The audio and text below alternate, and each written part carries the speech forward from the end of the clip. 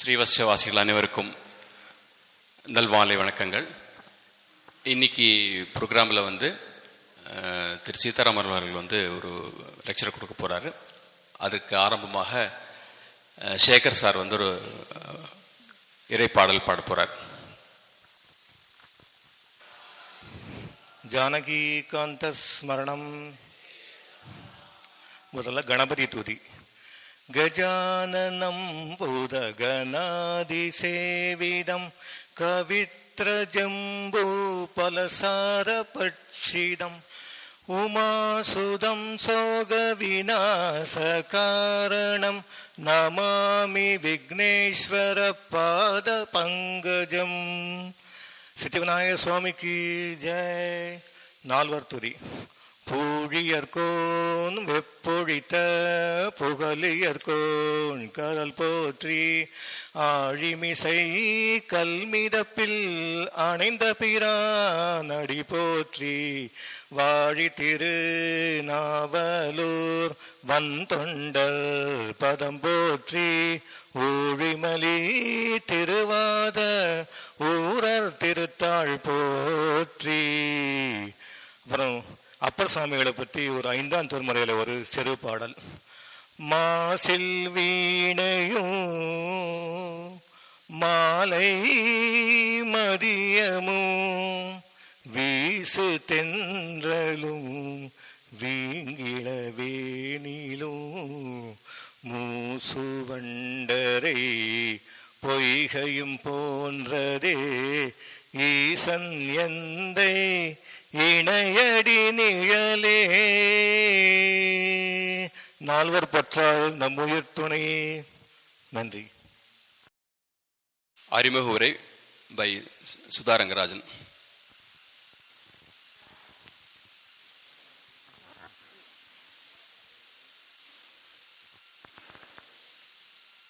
திருச்சிற்றம்பலம். அப்பர் பெருமானின் நமச்சிவாய திருப்பதிகம். சொற்றுணை வேதியன் ஜோதிவானவன் பொற்றுணை திருந்தழி பொருந்த கை தொழ கற்றுணை பூட்டியோர் கடலில் பாய்ச்சினோ நற்றுணையாவது நமச்சிவாயவே. நற்றுணையாவது நமச்சிவாயவே. நற்றுணையாவது நமச்சிவாயவே. திருச்சிற்றம்பலம். இப்போ நம்மளுடைய கடந்து போன சிவராத்திரி புண்ணிய தினத்தில் சேகர் தம்பதிகள் அவ குழுவினரோட சுந்தர தேவார பதிகங்களை பாடி நம்மளை பக்தியில் ஆழ்ந்து அனுபவிக்க செய்தார்கள். அந்த கணத்தில் நம்ம சீதாராமன் சார் சிவராத்திரி அன்னைக்கு சுந்தர தேவாரத்துக்கு இணையாக சுந்தரரை பற்றின வரலாறும் அவர் பாடின சைவ ஸ்தலங்களுக்கு மானசீகமாக அவருடைய சொற்பொழிவு மூலமாக அழைத்து சென்றார். அந்த ஆனந்தத்தையும் அற்புதமாக நாமெல்லாம் அனுபவித்தோம். அதை தொடர்ந்து காஞ்சி மகாபெரிவா நம்ம ஸ்ரீவத்சத்துக்கு வருகை புரிந்த போது இந்த பிரேமி கேந்திரத்தில் இந்த இடத்துல அமர்ந்துண்டு நாம் இங்கே ஒன்று கூடி வழக்கமாக ட்ரெடிஷ்னலாக பண்ணுற விஷ்ணு சஹஸ்ரநாமம், லலிதா சஹஸ்ரநாமம், ருத்ர சமகம், மற்ற ஸ்லோகங்கள், பாராயணங்கள் எல்லாமே நம்ம செஞ்சுட்டு இருக்கோம். ஆனாலும் நம்ம இந்த ஸ்ரீவத்சத்தோட பெருமை என்னன்னா, இந்த ஸ்ரீவத்சத்தை க்ஷேத்திரத்தை சுற்றி நால்வர்களால் பாடல் பெற்ற சிவஸ்தலங்கள் நிறைந்திருக்கு. அதே மாதிரி ஆழ்வார்களால் பாடப்பெற்ற வைணவ ஸ்தலங்களும் நம்ம இடத்தை சுற்றி நிறைஞ்சிருக்கிறதுனால பெரியவா என்ன சொன்னால், நம்மளுடைய வழக்கமான பாராயணங்களோட தேவாரம், திருவாசகம் இவற்றையும் நாம் நன்னா கற்றுண்டு இந்த நால்வரை பற்றின வரலாறுகளையும் நாயன்மார்களுடைய வரலாறுகளையும் தெரிஞ்சுண்டு இதையும் பாடி நம்ம சத்சங்கத்தில் பக்தி பூர்வமாக நாம் எல்லாத்தையும் தெரிஞ்சுண்டு பாடணும் அப்படின்னு சத்சங்கத்துக்கு அவர் ஒரு ஆக்ஞை பிறப்பித்தார். அந்த ஆக்ஞையை சிறமேற்கொண்டு நமக்கு ஏற்கனவே சுந்தர பெருமானை பற்றி சிவராத்திரி அன்னைக்கே ஆரம்பித்தாச்சு, வரலாறுகளை பற்றியும் அந்த பிரவச்சனங்களையும். அதை தொடர்ந்து நமக்கு இங்கே நமக்கு திருவாசக தேனை அளித்த நம்முடைய மாணிக்கவாசக பெருமானை பற்றி போன வாரம் நம் சீதாராமன் சார் நமக்கெல்லாம் பிரவச்சனம் மூலம் அவருடைய வரலாறு பற்றியும் அவர் பாடல் பெற்ற ஸ்தலங்களுக்கும் ஒரு ஆன்மீக யாத்திரையாக நம்ம அழைச்சி போய் அற்புதமான அனுபவத்தை நமக்கு கொடுத்தார். அதை தொடர்ந்து இன்னைக்கு அப்பர் பெருமான் என்று அழைக்கப்படுகின்ற திருநாவுக்கரசு பெருமானை பற்றின வரலாறையும் அவருடைய பாடல் பெற்ற சிவஸ்தலங்களுக்கும் ஆன்மீக யாத்திரையா இன்னைக்கு நம்மளை அழைத்து செல்லவிருக்கிறார். நாம் அனைவரும் அவற்றை கேட்டு அனுபவித்து ஆனந்த பக்தியில் திளைப்போமாக. நன்றி, வணக்கம்.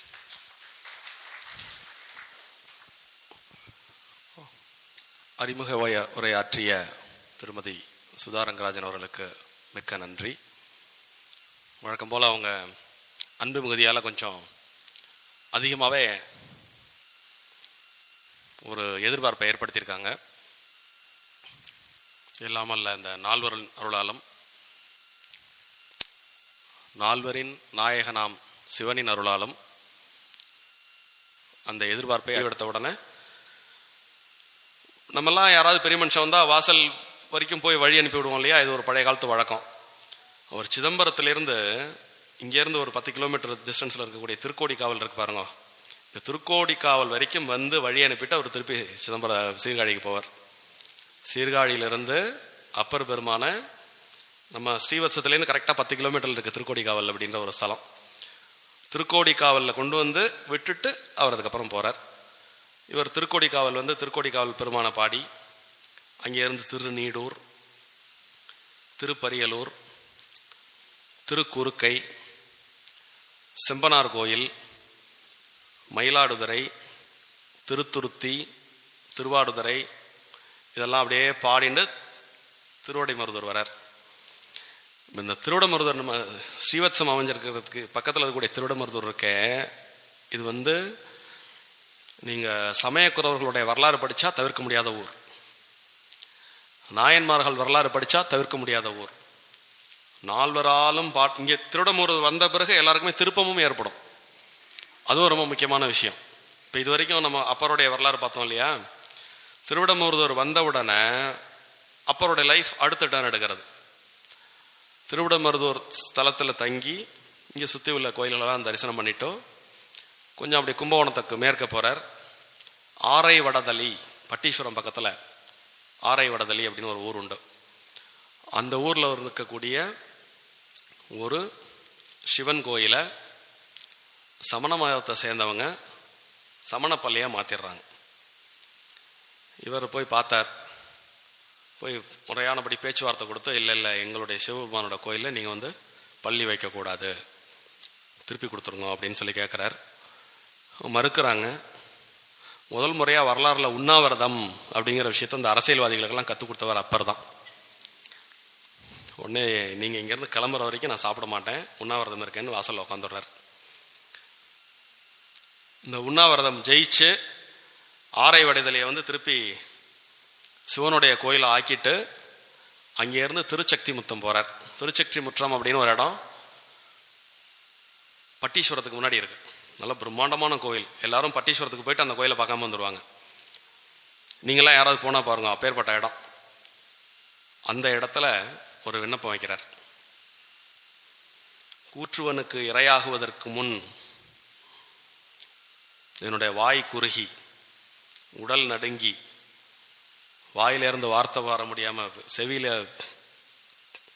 சொல் விழாம போறதுக்கு முந்தி உன்னுடைய திருவடி என் தலையில படணும், அதுக்கு நீ அருள் புரியணும்னு ஒரு விண்ணப்பம் வைக்கிறார் திருசக்தி முற்றத்துல. அவர் உடனே அசரீரியா நல்லூருக்கு வா, யாம் திருவடி கொடுப்போம் அப்படிங்கிறார். திருநல்லூர்னு பக்கத்துல தான் இருக்கு. எல்லாமே இப்ப நம்ம பேசுற இந்த கோயில்கள் எல்லாமே நம்ம இங்கிருந்து ஒரு 20 கிலோமீட்டர் டிஸ்டன்ஸுக்குள்ள இந்த கோயில்கள் எல்லாம் இருக்கு.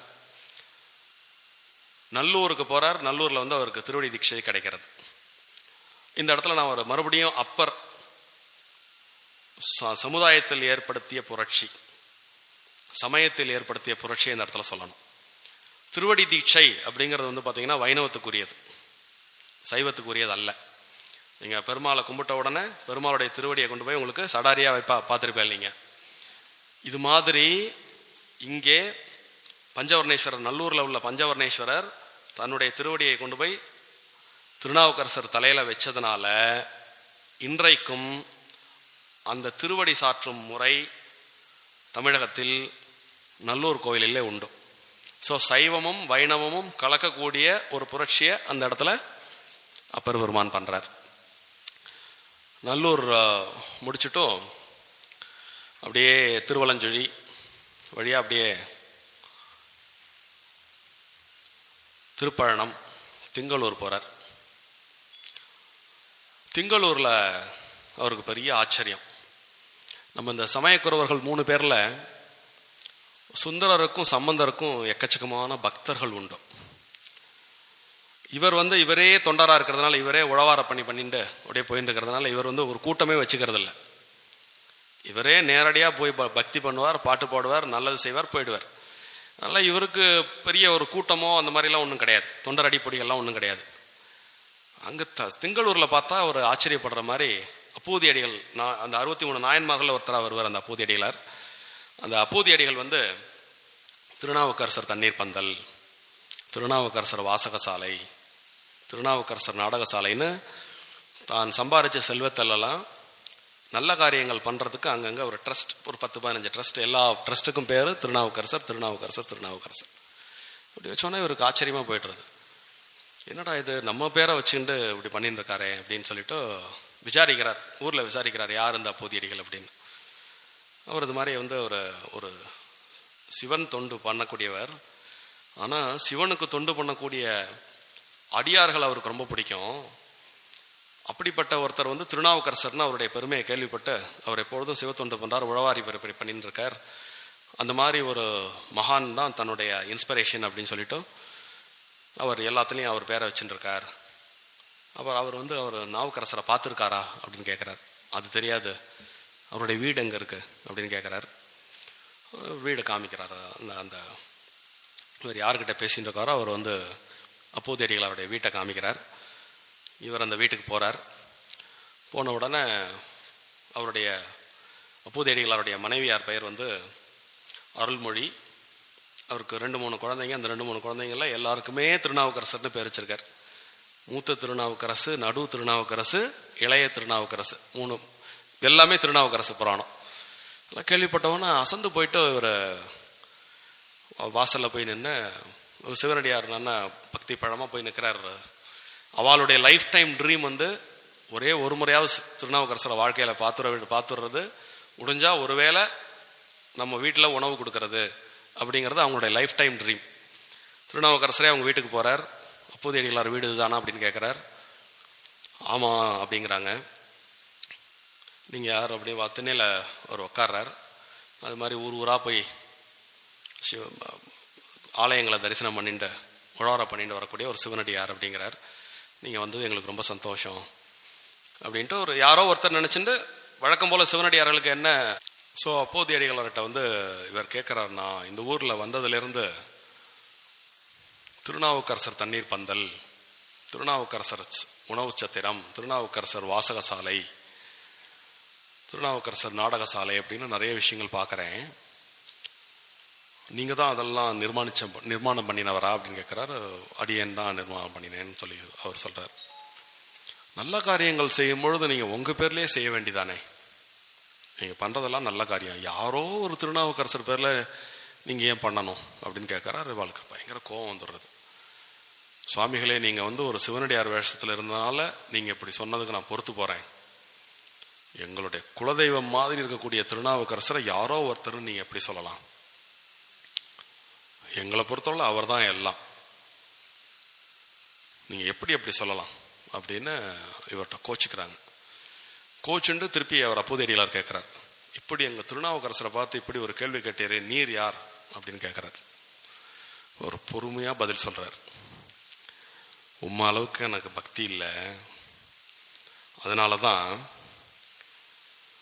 சிவபெருமானுடைய பேரருளை புரிஞ்சுக்காம அவர் சூளை நோய் தடுத்து ஆட்கொள்ற வரைக்கும் அஞ்ஞானத்துல இருந்து, அவர் சூளை நோய் தடுத்து ஆட்கொண்ட பிறகு அவருடைய புகழ் அங்கங்க பாடின்னு வரக்கூடிய நீர் ரொம்ப போற்றி புகழக்கூடிய அந்த திருநாவுக்கரசன் அடியேன் தான் அப்படிங்கிறார்.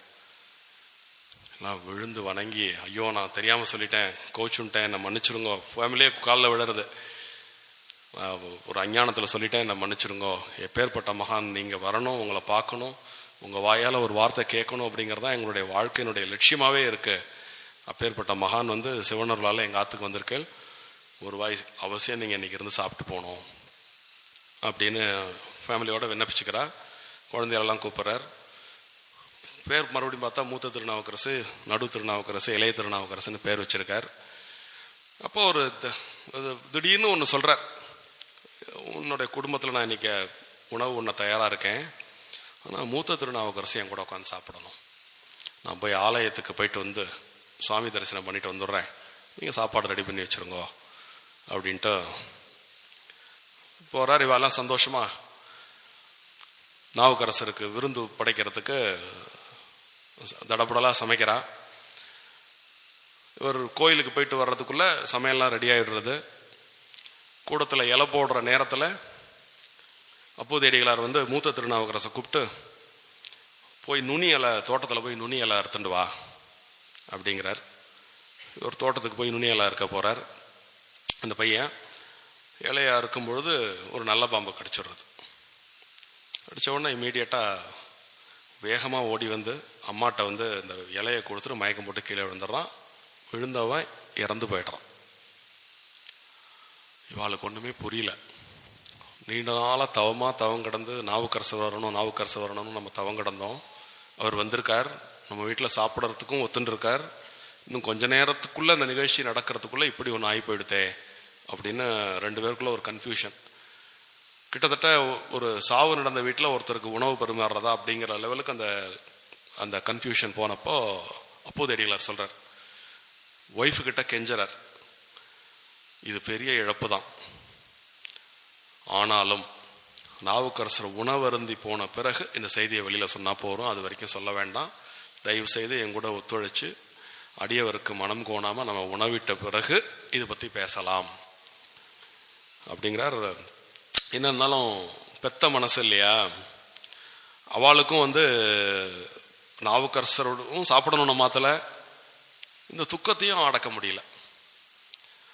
வெளியில போன நாவுக்கரசர் வரார், கொஞ்சம் உங்களுடைய வாடின முகத்தை பார்க்கிறார், கேட்கிறார், என்ன நீங்க கொஞ்சம் வாட்டமா இருக்கல ரெண்டு பேரும் அப்படின்னு கேட்கிறார். இல்ல சுவாமிகளே, நீங்க வெளியில போனவர் திரும்பி வருவேலோ வரமாட்டேலோன்னு ஒரு சின்ன கிளேசம் வந்துடுத்தோ, அதனால நாங்க கொஞ்சம் ஒரு தடுமாற்றம் வந்துடுத்தோம். நான் எப்படி சொன்ன வாக்க மாத்தி பேசுவேனாப்பா, சரி சாப்பாடை ரெடி பண்ண அப்படிங்கிறார். பட் அவருக்கு புரியறது சம்திங் ராங் அப்படிங்கிறது புரியறது. வந்து உக்காந்த உடனே நீங்களும் என் கூட உட்காந்து சாப்பிடுங்க அப்படிங்கிறார். இல்ல நீங்க வந்து மகா சிவனடியார், உங்க பக்கத்துல உட்காந்து சாப்பிடுற யோகிதை எனக்கு இல்லை, நான் உங்களுக்கு பரிமாறிட்டு நான் அப்புறமா சாப்பிட்றேன் அப்படிங்கிறார். இல்ல ஒரு வீட்டுக்கு உணவு இருந்த போனா அந்த வீட்டு எஜமானனுடன் கூட உணவு இருந்தது தான் பண்பாடு, அதனால நீ என் பக்கத்துல என்னோட சரிக்கு சமமா நீ உட்காந்து சாப்பிடணும் அப்படிங்கிறார். சரி அப்படின்ட்டு ரெண்டு பேரும் உட்காடுறாங்க. உட்காரும்போது ஒரு கரெக்டா சொல்றார், நான் போகும்போதே சொல்லிட்டு போனேன் இல்லையா, மூத்த திருநாவுக்கரசு என் பக்கத்துல உட்காந்து சாப்பிடணும், கூப்பிடு அவன் அப்படிங்கிறார். இப்போதைக்கு இங்கு அவன் உதவான் அப்படிங்கிறார். அதாவது செய்திய அவன் இறந்து போயிட்டானோ அப்படிலாம் சொல்லல, இப்போதைக்கு இங்கு அவன் உதவான் அப்படிங்கிறார். இவர் கொஞ்சம் ஒரு மாதிரி புரிஞ்சுட்டார், ஏதோ சம்திங் ராங் அப்படின்னா. இல்லை, உங்களுடைய ரெண்டு பேருமே ரொம்ப ஒரு மாதிரி டிஸ்டர்ப்டா இருக்கீங்க, என்ன நடந்ததுன்னு உண்மையை சொல்லு அப்படிங்கிறார். அப்போ சுவாமிகளே பொறுத்தரலன்னும், இந்த மாதிரி வந்து தோட்டத்தில் போய் இலை பறிக்க போகும்பொழுது அரவம் தீண்டி இறந்து போயிட்டான், நீங்க உணவு இருந்தாம போடாதேங்கிறதுக்காக நாங்கள் அதை சொல்லாம விட்டோம் அப்படின்னா அவர் ரொம்ப வருத்தப்படுறார். இது எப்படி நீங்க என்கிட்ட சொல்லாம விட்டீங்க அப்படின்னு சொல்லிட்டு, சரி பரவாயில்ல, உடனே போறார், அந்த குழந்தைய தூக்குறார், நேர சிவனுடைய சன்னிதானத்துல கொண்டு போய் போட்டு ஒன்று கொலாம் அப்படின்னு ஒரு பதிகம், விடம் தீர்த்த பதிகம்னே பேர்.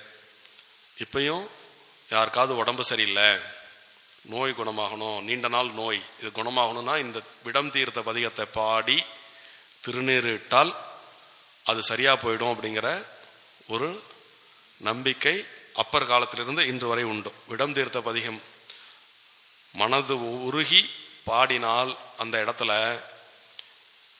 எப்பேற்பட்ட விஷயம் குணமாயிருக்குங்கிறத இப்ப நீங்க பார்க்கலாம். இந்த பதிகம் பாடிண்டே இருக்கும் பொழுது அவனுடைய உடம்புல இருக்கக்கூடிய விடம் நீங்கி எந்திருந்துறான் உயிரோட.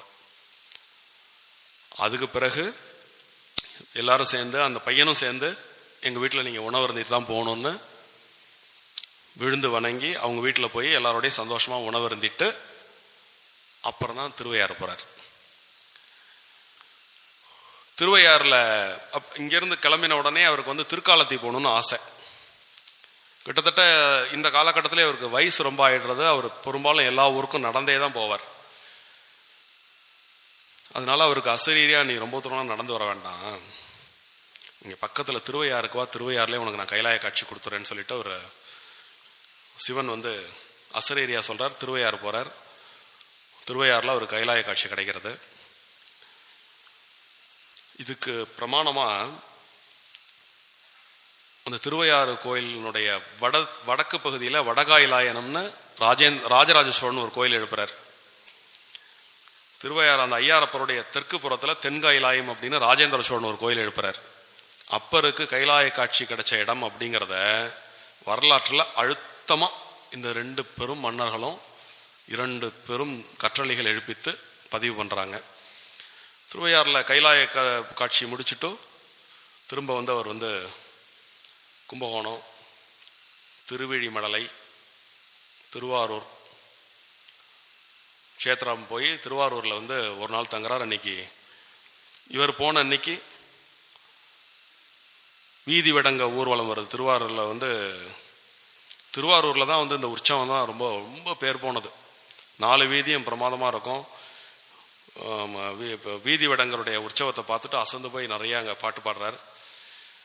முடிச்சுட்டு அங்க இருந்து திருப்புகலூர் அப்படின்னு ஒரு ஊருக்கு போறார். திருப்புகலூருக்கு போகும்போது திருப்புகலூர்ல சம்பந்த பெருமான் வந்திருக்காரு. அப்போ திருப்பி சம்பந்த பெருமானுடைய 2வது சந்திப்பு. 2 பேரும் மறுபடியும் ரொம்ப உற்சாகமா ஒருத்தர் அவருடைய அனுபவத்தை இவர் பேசி, இவருடைய அனுபவத்தை அவர் பேசி, அப்ப இவர் திருவாரூர்ல வீதி விடங்க பெருமான தரிசனம் பண்ண பெரிய காட்சிய பிரமாதமா சொல்றார்.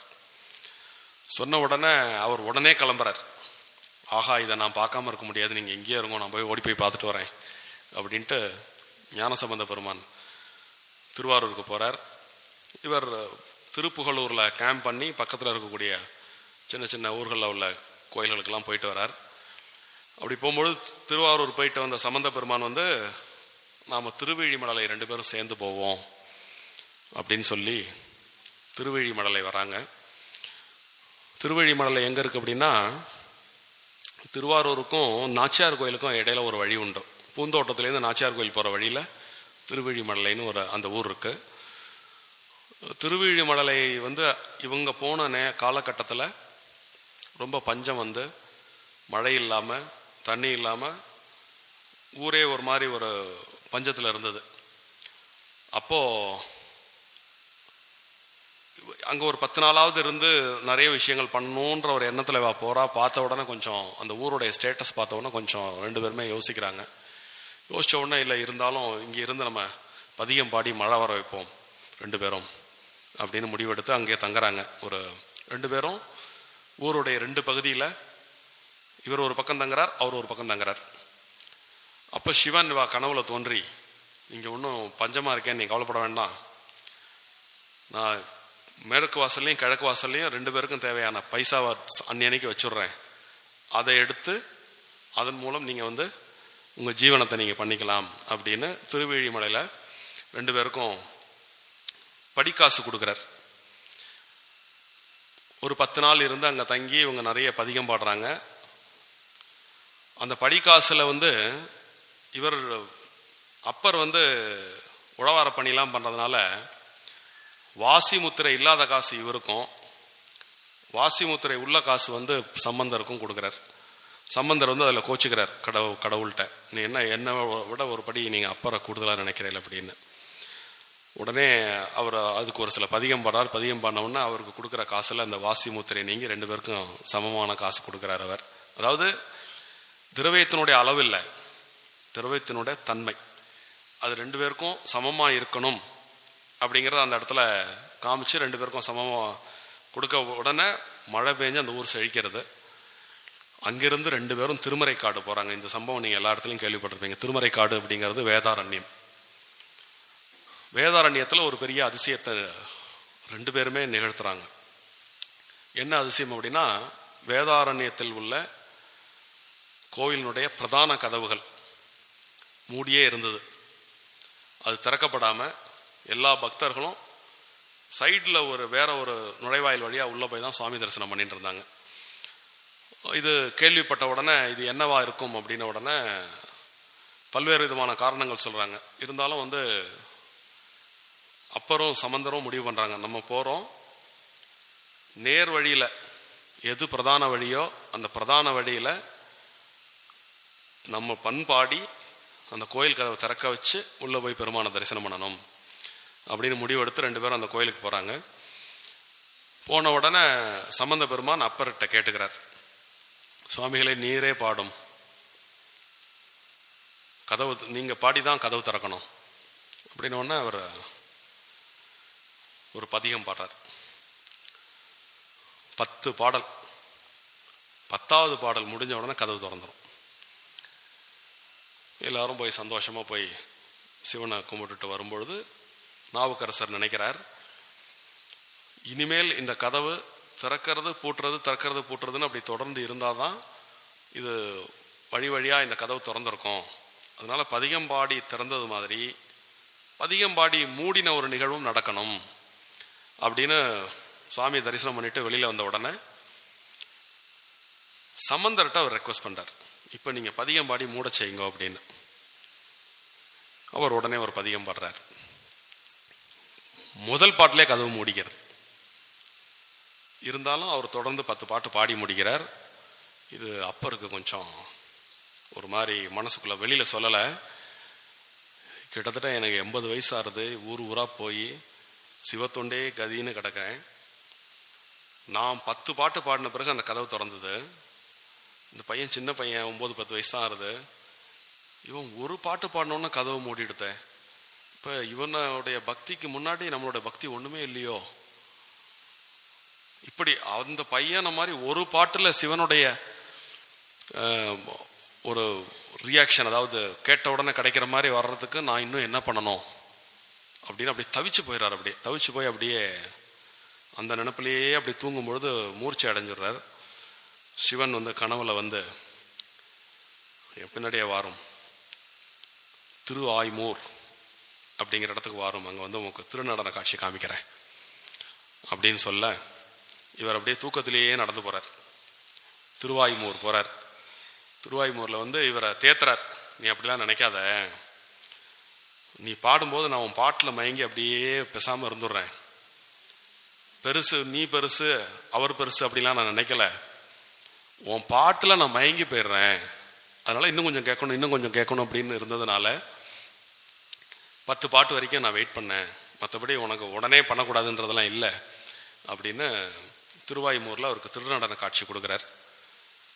சம்பந்தர் அடுத்த நாள் காலம்பரை எழுந்திருந்த உடனே, என்னாச்சு நேத்தி நாங்கள் 2 பேரும் ஒரே இடத்துல இருந்தோம், திடீர்னு அப்பரை காணமே அப்படின்னு ஒன்னே, இல்லை அவர் இப்படியே யாரோ ஒரு பெரியவர் பின்னாடியே போயிட்டு இருக்கார் அப்படின்னு ஒன்னே விசாரிச்சுக்கிண்டே திருவாய்மூர் வந்துடுறார். அவர் என்ன ஏதுன்னு பதப்பதச்சு போய் என்னாச்சோ ஏதாச்சோ அப்படின்னு பதப்பதச்சு போய் திருவாய்மூர் வந்த உடனே ரொம்ப உற்சாகமா இருக்கார் நாவுக்கரசர்.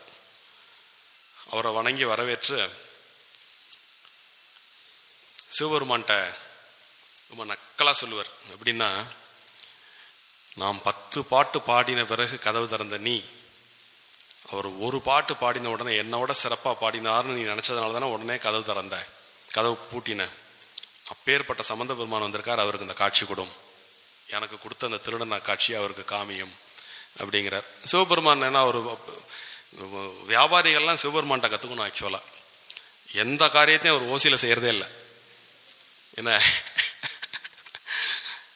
காட்சி கொடும்னு அப்பர் கேட்கிறார், 2 பேருக்கும் சேர்த்து காட்சி கொடுக்க வேண்டியதானே.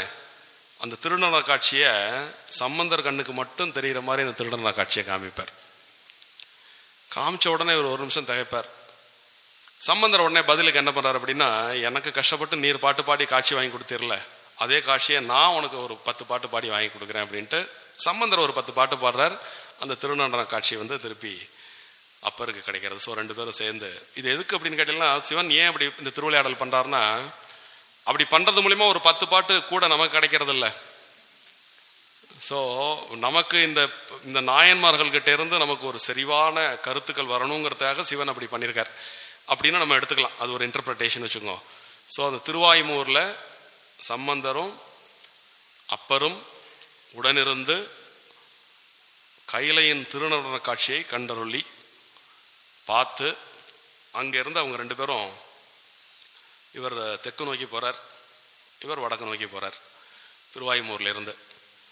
அப்போ ஒரு நிகழ்ச்சி நடக்கிறது. இப்ப எப்படி இந்த வட தமிழ்நாட்டில் மகேந்திர பல்லவரை சமணத்திலிருந்து சைவத்துக்கு இவர் மாத்தினார் இல்லையா? இந்த சம்பந்தருடைய புகழ் கேட்டு நின்ற சீர் நெடுமாறன் அப்படிங்கிற பாண்டிய மன்னனுக்கு இதே மாதிரி ஒரு பிரச்சனை வருது. அவர் என்னென்னமோ பண்ணி பார்க்குறாரு, அது ஒன்றும் தீர்க்கப்படலை. அப்போ ஒருத்தர் அவளுக்கு சொல்றாரு, இது மாதிரி சீர்காழி பதியில் உமைப்பால் இருந்திய பாலகன் ஒருவர் நிறைய பெரிய சிவத்தொண்டு பண்ணிட்டு வரார்.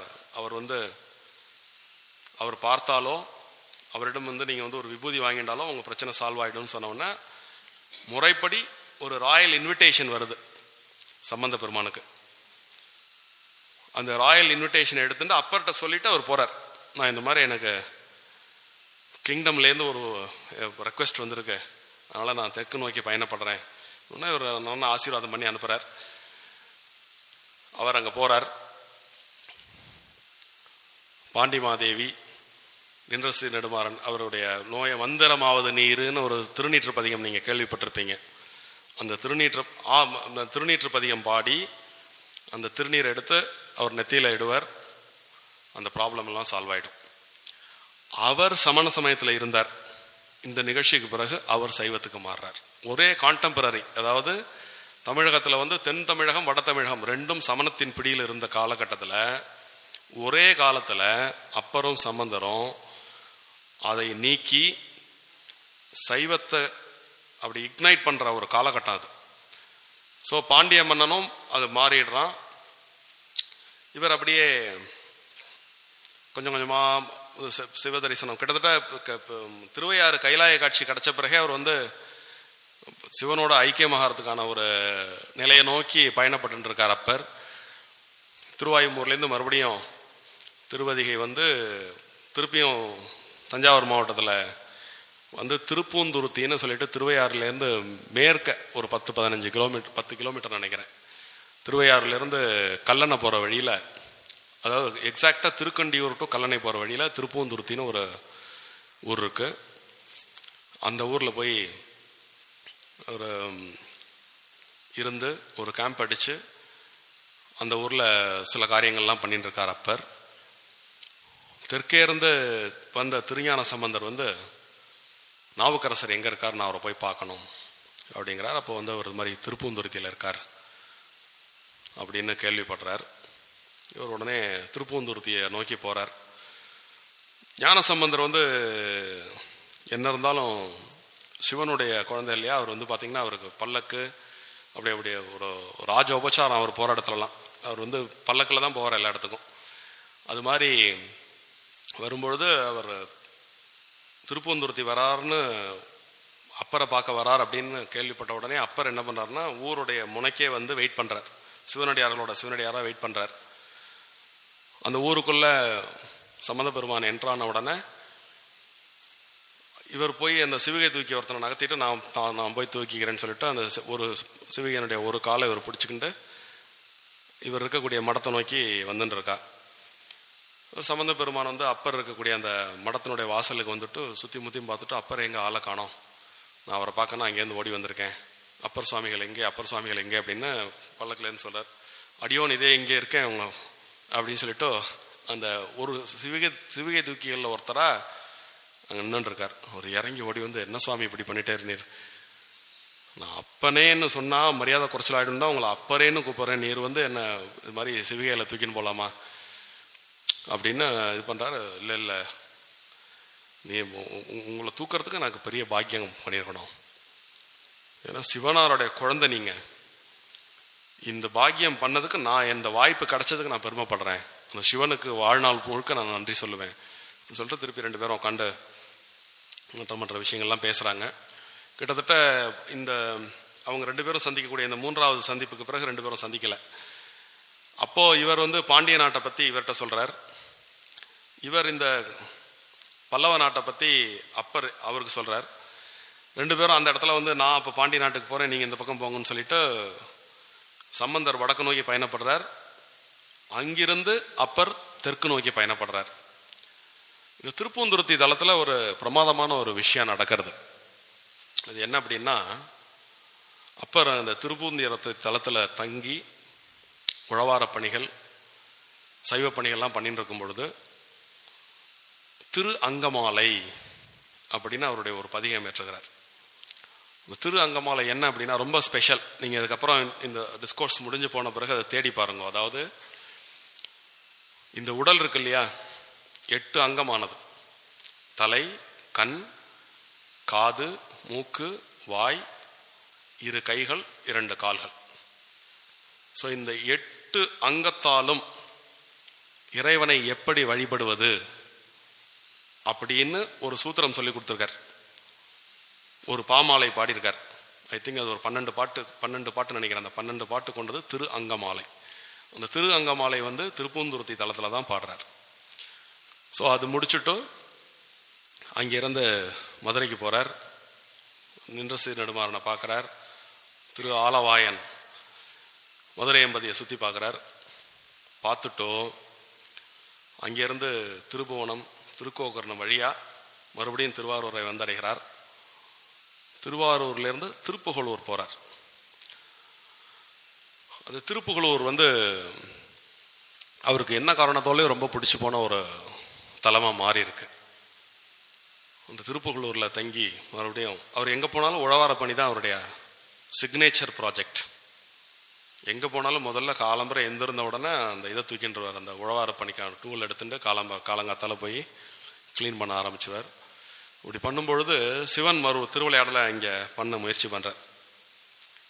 இந்த அப்பர் யார், இவர் எப்பேற்பட்டவர்னு உலகத்துக்கு காமிக்கணும் அப்படிங்கிறதுக்காக ஒரு திருவிளையாடல் பண்றார். என்ன திருவிளையாடல் பண்றாருன்னா, இந்த உழவார பணி பண்ணும்பொழுது கல், மண், புழுதி, நெருஞ்சி, முள்ளு, அந்த இதெல்லாம் களை இதெல்லாம் வரும் இல்லையா, அதோட அங்கங்க தங்க கட்டிகள் கிடைக்கிற மாதிரி பண்றார். இவர் எவ்வளவு பார்த்தவர், இவர் ஆசைப்படலைங்கிறது சிவபெருமானுக்கும் தெரியும். உலகத்துக்கு தெரிய வைக்கணுங்கிறதுக்காக இவர் உழவார பணி பண்ற இடத்துலலாம் தங்கம் கட்டி கட்டியா கிடைக்கிற மாதிரி ஏற்பாடு பண்றார். இவர் எப்படி கல்லும் மண்ணும் என்ன மரியாதை கொடுத்தாரோ அதே மரியாதை அதை இந்த தங்க கட்டிக்கும் கொடுக்கிறார். எல்லாத்தையும் எடுத்து குப்பை தொட்டியில் கொண்டு போய் போட்டுறார். தொடர்ந்து இது நடக்கிறது. எல்லாரும் என்ன தங்கத்தை பார்த்துட்டு இந்த மனுஷன் அசைய மாட்டேங்கிறாரே அப்படின்னு உடனே தேவலோகத்திலேருந்து ரம்பை திலோத்தமையெல்லாம் அனுப்பி அவர் முன்னாடி டான்ஸ் ஆட வைக்கிறாங்க. அப்பயும் அவர் ஒரு பதிகம் பாடுறாரு. இதெல்லாம் வந்து இரலவென்ட் டு மீ. நான் வந்து திருவாரூர் அம்பாளுக்கு என்னை அடிமையாக்கியாச்சு. இனிமே வந்து உலகத்துல பார்க்கக்கூடிய அத்தனையும் சக்தி வடிவம் தான் எனக்கு அப்படிங்கிறார். ஸோ அந்த இடத்துல வந்து ஒரு உலகியல் இன்பத்தை தாண்டி சிவனுடைய திருவடியே என்னுடைய லட்சியம் அப்படின்னு திருப்புகலூர்லயே இருந்து ஒரு சித்திரை சதயத்துல இறைவனடி சேருகிறார். அதாவது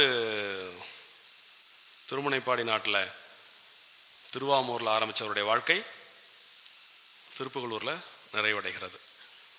திருவதிகையில் தடுத்தாட்கொள்ளப்பட்ட நாவுக்கரசர் திருப்புகலூர்ல இறைவனடி சேர்கிறார்.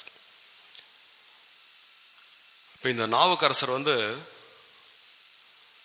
4900 பதிகம் பாடினதா ஒரு வரலாறு உண்டு. கிடைச்சது 312 திருப்பதிகம் கிடைச்சிருக்கு. 312 × 10, தட் மீன்ஸ் ஒரு 3120 பதிகங்கள்னு வச்சுக்கோங்க. 312. இந்த 312 3 திருமுறையாக தொகுக்கப்பட்டிருக்கு. அந்த 3 திருமுறைகள்ல தேவாரம்,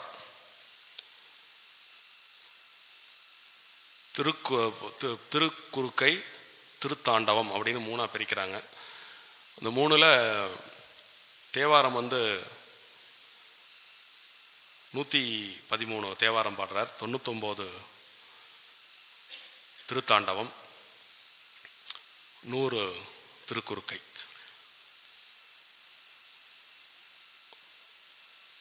இந்த மாதிரி அவருடைய 3000 சொச்சம் பாடல்கள்ல வெளிப்படக்கூடிய திருத்தலங்களுடைய பெயர் 125. தமிழ்நாட்டில் கிடைக்கக்கூடிய தேவார திருத்தலங்கள் மொத்தம் 272. அந்த 272ல அப்பரால் பாடல் பெற்ற தலங்கள் 125. அதுல 76 திருத்தலங்களுக்கு ஒரு பதிகம் பாடியிருக்கார். ஒரு பதிகம்னா 10 பாட்டு. 23 திருத்தலங்கள்ல 2 பதிகம் பாடியிருக்கார். 7 திருத்தலங்கள்ல 3 பதிகம் பாடியிருக்கார். 19 திருத்தலங்கள்ல 4+ பாடியிருக்கார். இதெல்லாம் கழிச்ச பிறகு 2 தலம் மிஞ்சம். அதுல எண்ணிறந்த பாடல்கள் பாடியிருக்கார். அது மிச்சம் வரக்கூடிய 2 திருவதிகையிலையும் திருப்புகலூர்லையும் அதிகப்படியான பாடல்கள் பாடியிருக்கார். திருவதிகை அவர் தடுத்து ஆட்கொள்ளப்பட்ட இடம், திருப்புகலூர் அவர் இறைவன் அடி சேர்ந்த இடம். ஸோ 2க்குமான காரணங்கள் நமக்கு அதில் புரிகிறது. கூற்றுவன் ஆயினவாறு விளக்களீர் அப்படின்னு ஆரம்பிச்ச திருப்பதிகம் உணரப்படுவாரோடு ஒட்டி வாழ்தி அப்படிங்கிற பதிகத்தில் கொண்டு போய் முடிக்கிறார். அதாவது இந்த transformation between Thiruvathigai and Thiruppugalur, அப்பருடைய பாடல்கள் அப்படி நம்ம அப்படி தொகுத்து அப்படியே பார்த்தோம்னா அவருடைய லாங்குவேஜ் ரிச்னஸ், அவருடைய பர்சனாலிட்டி மாற்றங்கள், இறைவனுடன் அவர் எல்லாமாவும் இருந்தார். இப்போ நீங்க சுந்தரர் தோழமையா இருந்தார், சம்பந்தர் பையனாவே இருந்தார். எப்பொழுதும் ஆட்சி பண்ணிட்டு இருந்தார் சம்பந்த பெருமான். அது மாதிரி அப்பர் பெருமான் ஆட்சி பண்ண இடங்கள்லாம் உண்டு. அப்பர் பெருமான் அமைதியா போன இடங்கள் உண்டு, தோழமையா போன இடங்கள் உண்டு. சிவனை எல்லாமாவும் பார்த்த பதிகம் உண்டு. தாய் நீ, தந்தை நீ, மாமன் நீ, மாமி நீ அப்படின்னு ஒரு அத்தனை விதமான உறவுகளையும் இறைவனுடன் கற்பனை செய்து பாடிய பதிகங்கள் நிறைய உண்டு. வரலாற்றின் போக்கில் பார்த்தீங்கன்னா தமிழக வரலாறா இருக்கட்டும், உலக வரலாறா இருக்கட்டும், எல்லாருக்கும் எல்லாம் கிடைச்சிடுறதில்லை. அப்பருடைய வாழ்க்கை எப்படிப்பட்ட வாழ்க்கைன்னா, அவருடைய வாழ்க்கை ஒரு சமுதாயத்தினுடைய வாழ்க்கையவே மாற்றி அமைச்சது, ஒரு நாட்டினுடைய வரலாற்றையே மாற்றி அமைச்சது. இன்னைக்கு தமிழ்நாடு பூரா இன்னைக்கு ஒரு 50,000 கோயில் இருக்குன்னா, இந்த 50,000 கோயில்களுக்கு அடிப்படை அப்பர் பெருமானுடைய மகேந்திர பல்லவரை மாத்தினார் பாருங்க, அதுலேருந்து ஆரம்பிச்சது. நீங்க கோயில் கட்டுமான கலை வரலாறு பார்த்தா ரொம்ப இன்ட்ரெஸ்டிங். முதல்ல கேவ் டெம்பிள்ஸ், அதுக்கப்புறம் மோனோலித்ஸ், அதுக்கப்புறம் ஸ்ட்ரக்சரல் டெம்பிள்ஸ், அப்படி படிப்படியாக அது மாற்றம் பெறும். இந்த மாற்றம் பெறக்கூடிய கோயில்களுடைய வரலாறு நீங்க பின்னோக்கி பார்க்கும்பொழுது, இப்போ இந்த குணபரேஸ்வரம்னு சொல்லக்கூடிய திருவதிகை நீங்க போய் பாருங்க, பிரம்மாண்டமான கோவில், பல்லவ பீரியட் ஸ்ட்ரக்சர். இப்போ நீங்க திருவேழிமலை ராஜேந்திர சோழன் டெம்பிள், இப்படி நீங்க இந்த இப்போ நான் சொல்லிகிட்டே வந்தேன் பார்த்தீங்களா, இந்த கோயில்கள்லாம் நீங்க போய் பார்த்தீங்கன்னா அந்த கோயிலும் பிகாஸ் ஆஃப் இந்த சமயக்குறவர்களுடைய பாதம் பட்டதனாலும் அவர்கள் போற்றி பாடியதாலும்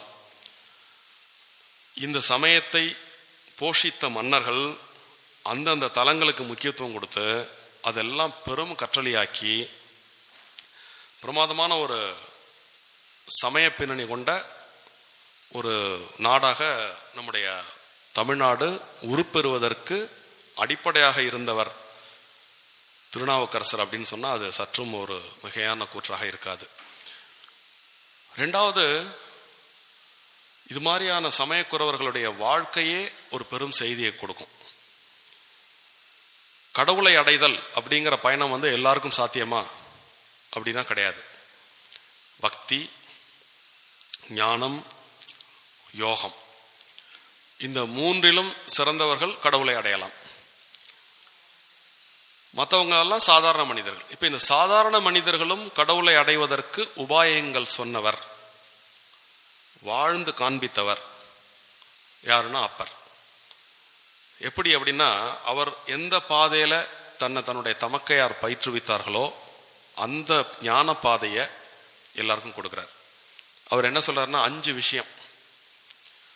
விஷயத்தை கடைபிடிச்சா நீங்க கடவுளை அடையலாம் அப்படிங்கிறார். அந்த 5 விஷயம் என்னன்னா, அழகிடுதல், அதாவது மங்கள சின்னங்கள் பூசி, அந்த உழவார பணி, என் கடன் பணி செய்து கிடப்பதே அப்படிங்கறதான் அப்பர் உலகத்துக்கு சொன்ன பெரிய செய்தி. அப்பருடைய செய்தி, வாழ்க்கை செய்தியை சுருக்கி சொல்லணும் அப்படின்னா, என் கடன் பணி செய்து கிடப்பதே. வெறும் வார்த்தையில சொல்லாம அவர் என்ன பண்ணார்னா, ஒவ்வொரு இடங்களுக்கும் அவரே போய் உழவார பணி பண்ணி, மெழுகிடுதல், அழகிடுதல், மெழுகிடுதல், பூத்தொடுத்தல், விளக்கேற்றுதல், பாமாலை செய்தல், இந்த 5 தான் அவர் சாதாரண மனிதர்களுக்கு இறைவனை அடைய சொல்லிக் கொடுத்த உபாயம். முதல்ல பண்ணக்கூடிய சர்வீஸ் இருக்கு பார்த்தீங்களா, இடம் சுத்தப்படுத்துறது.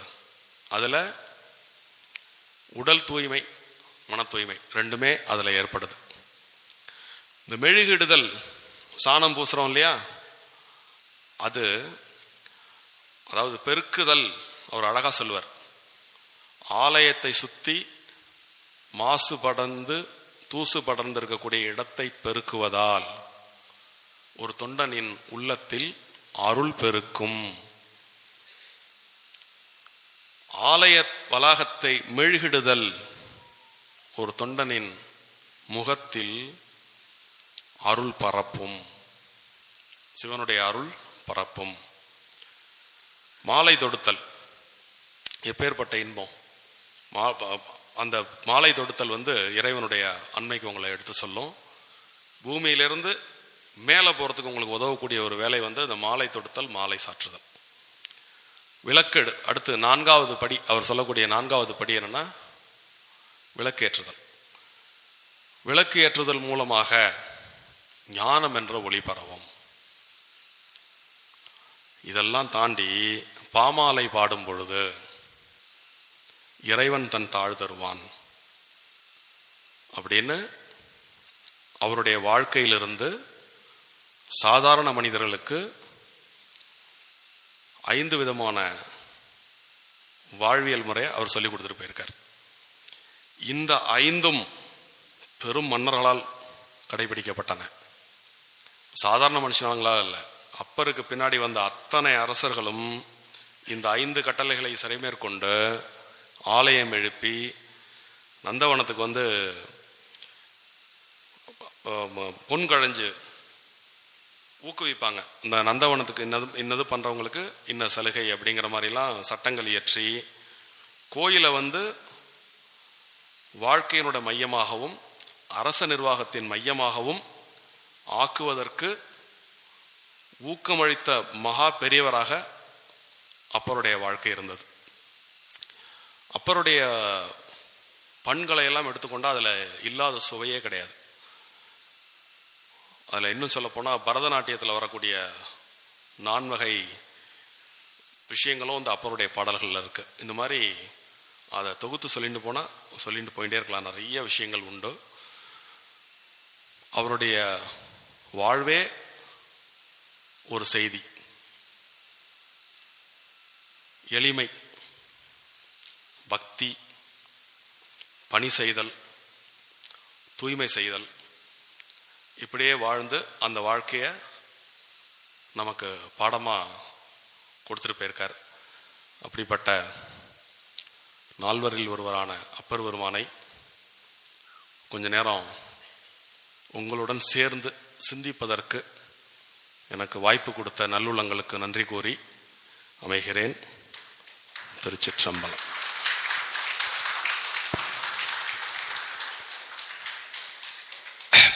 ரொம்ப அற்புதமா அப்பர் பெருமானை பத்தி நீங்க எல்லாருக்கும் சொன்னீள்.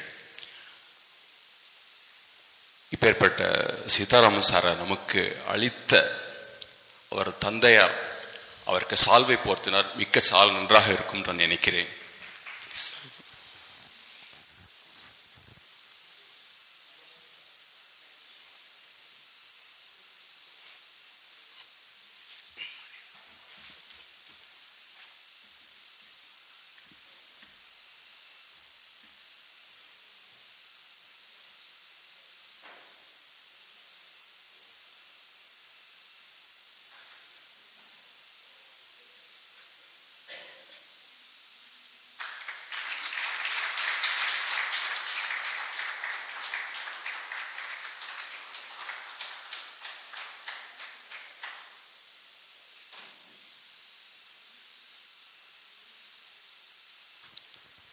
கணபதி சார் ஒரு நிமிஷம்.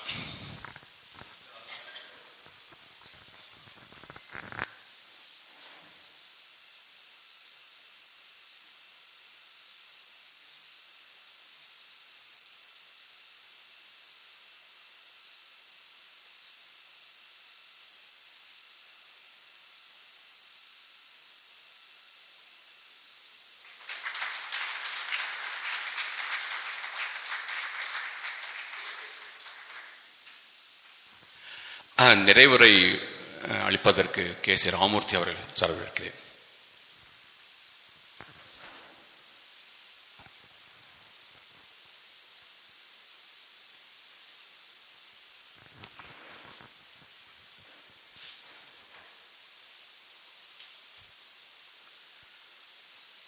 வணக்கம் to all our family members. எனக்கு தமிழ் சீதாராமன் பேசுகிற மாதிரியெல்லாம் எனக்கு அவ்வளவாக வராது. நான் முயற்சிக்கிறேன். ஆனால் கொஞ்சம் நடுவில் இங்கிலீஷ்லையும் பேசுவேன். தயவுசெய்து பொறுமையுடன் அதை எடுத்துக்கொள்ளுங்கள் என்று வேண்டிக் கொள்கிறேன். Okay, leave it. எனக்கு இவரை பார்த்த உடனே ரொம்ப பொறாமையாக போச்சு.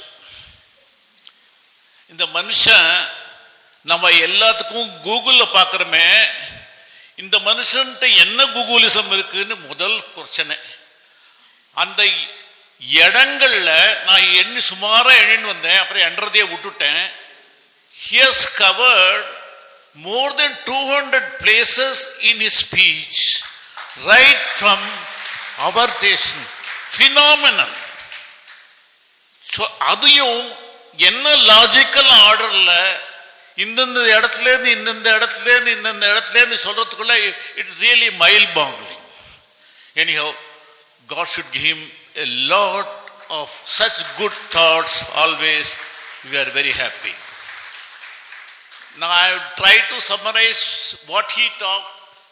அதுல பெஸ்ட் லைஃப்ஸ் ப்ராப்ளம்ஸ் டீலிங் பண்றதுங்கிறது எப்படி the hero of the day Thirunavukkarasar did அப்படிங்கிறத ரொம்ப அழகா சொன்னார்.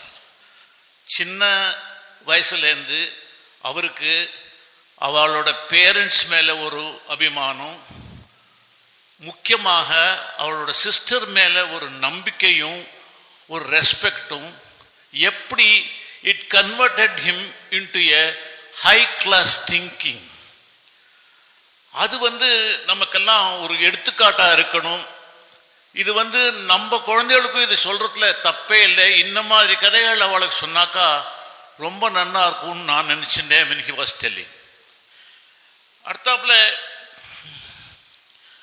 அந்த his conviction was very well brought out by Sitaraman. Namely, I am not a slave. நான் அடிமை அல்ல. It has a lot of inner meaning, according to me, that he is a real daredevil in his approach, who feared not of death and who had a very high religious thought in the God he served, the God he prayed, the God he loved. Some of the places he compared how Tirunavakarsu was trying to bring the thoughts of our culture in Shaivism. And I was remembered of Narayaniyam, where Bhattadri was trying to talk of Sri Krishna, whereas here is another Bhattadri who talked of Shiva in no certain limitations and how he could bring out a lot of things to our culture and mind. That is how he narrated that was really mind-boggling. I simply cherish these things, and it will always be in my mind wherever I go, wherever I do, whenever I go. This is a wonderful thing. And his particular explanation, leave alone Tirunavakarsu, the hero of the day, sang so many songs. The origin of the songs, how he brought out, under what circumstances he brought out these songs, and what it had the meaning, he explained beautifully. I mean, we are trying to see the songs, or read the songs and sing the songs, whether we know fully what made him sing these particular words is very, very difficult to understand. He made us understand this was the circumstances, my dear youngsters, my dear seniors. This is how Tirunavakarsu should have brought it. It shows his very, very research-oriented mind in developing the culture of Tirunavakarsu, what could have been done. Leave alone speaking about Tirunavakarsu by reading something is something different. But here I could see him talking about Tirunavakarsu and going beyond Tirunavakarsu as to what should have made his mind to talk about it was really wonderful. This is how I would appreciate the way. When I am seeing these prints, I am again simply wonderstruck. This gentleman never even took a piece of paper to refer his talk. What an amount of cogency he had in his mind.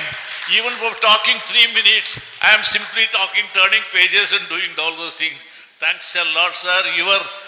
Hats off to the way of logical presentation.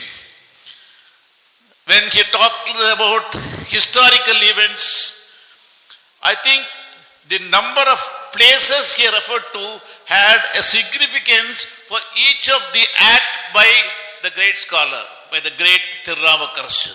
That has gone into our minds. Some very few things was, all of us would have heard or read, or many of us would have read of 10 commandments which has come in the Bible and all those things. But here, he spelled about the 5 commandments where Tirunavakarsu, and he explained in narration each one of them, how they go, what they say, what you should do. And when he was trying to conclude that we have to do our duty in a very, very simple term, en kadamai padi seidu kadapadu. If you rethink all those things, whether Tirunavakarsu told or not, the way he has communicated to us, you gentlemen, you ladies, kindly follow this, then God will take care of that, is a wonderful conclusion for the fitting day's evening. I respect you, sir, and I thank you. I hope you have given a very, very thoughtful thinking of Tirunavakarsu, and blessed we are for having heard it. Thank you.